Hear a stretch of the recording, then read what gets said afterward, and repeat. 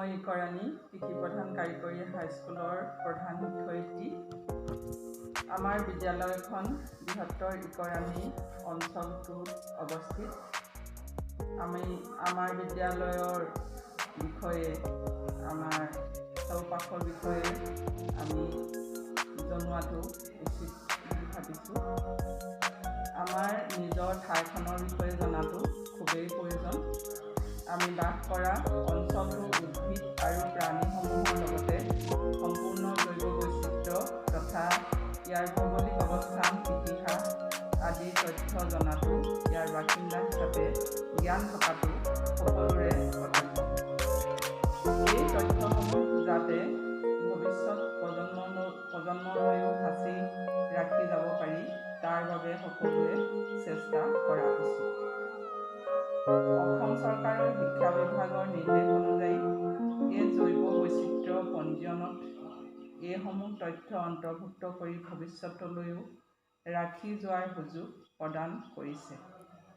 আমাৰ বিদ্যালয়খন তথা বিদ্যালয়ৰ পৰিৱেশ আৰু যুৱ সমিতি ইক'-এণ্ড-য়ুথ ক্লাবৰ সহযোগত সমল শিক্ষক হিচাপে শ্ৰীযুত তৈলুক্যদেৱ শইকীয়া আৰু শ্ৰীমতী জ্যোৎস্না সোণোৱালৰ তত্ত্বাৱধানত তথা বিদ্যালয়ৰ প্ৰধান শিক্ষয়িত্ৰী আৰু সকলো শিক্ষক-শিক্ষয়িত্ৰীৰ সহযোগত প্ৰস্তুত কৰা জৈৱ বৈচিত্ৰ্য পঞ্জীয়নখন বিদ্যালয়ৰ চাৰিওফালে থকা বিভিন্ন উদ্ভিদ আৰু প্ৰাণীসমূহৰ লগতে ইয়াৰ আশে-পাশে থকা গাঁওসমূহৰ জৈৱ বৈচিত্ৰ্যৰ তথ্য সন্নিৱিষ্ট কৰা হৈছে।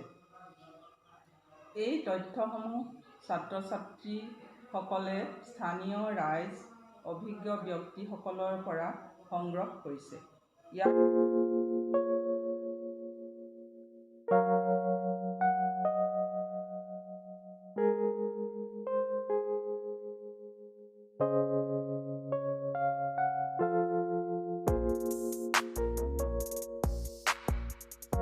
আমাৰ বিদ্যালয় ইকৰাণী কৃষি প্ৰধান কাৰিকৰী হাইস্কুল স্থাপিত হৈছিল 1972 চনত। সোণালী জয়ন্তী বৰ্ষ গৰকা এই বিদ্যালয়খন একে চৌহদত থকা ইকৰাণী মধ্য ইংৰাজী বিদ্যালয়ৰ লগত একত্ৰীকৰণ হয় 2017 চনত। অতীজতে বিদ্যালয়খনত 11 বিঘা মাটিত ধান খেতি কৰিছিল। ধান খেতি কৰি বিদ্যালয়খন অপ্ৰাদেশিকৃত অৱস্থাত তাৰ পুঁজিৰে বিদ্যালয়খন পৰিচালনা কৰিছিল আৰু সেয়েহে বিদ্যালয়খনৰ নাম ইকৰাণী কৃষি প্ৰধান কাৰিকৰী হাইস্কুল হয়। বৰ্তমান বিদ্যালয়খনত 10 গৰাকী শিক্ষক-শিক্ষয়িত্ৰীয়ে কৰ্মৰত অৱস্থাত আছে। এজন কাৰ্যালয় সহায়ক আৰু এজন চতুৰ্থ শ্ৰেণীৰ কৰ্মচাৰী এই বিদ্যালয়ত নিযুক্ত হৈ আছে। ইকৰাণী চৰকাৰী নিম্ন বুনিয়াদী বিদ্যালয়খন আমাৰ বিদ্যালয়ৰ একে চৌহদতে অৱস্থিত। আমাৰ বিদ্যালয়ৰ কাষেদি বৰহোলা বচা পথটো পাৰ হৈ গৈছে আৰু এই পথটোৱে গোলাঘাট জিলাক সংযুক্ত কৰিছে। বিদ্যালয়খনত চৰকাৰী সা-সুবিধাসমূহ উপলব্ধ। মধ্যাহ্ন ভোজন, ইউনিফৰ্ম, বিনামূলীয়া কিতাপ,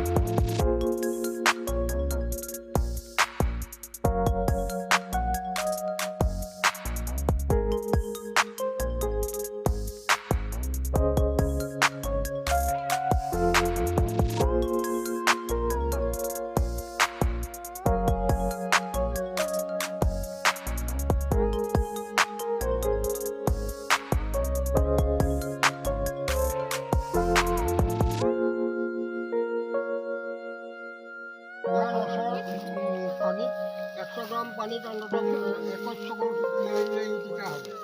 21 চকল। 100 গ্ৰাম নিদি 50 গ্ৰাম দিলে বেছি ভাল।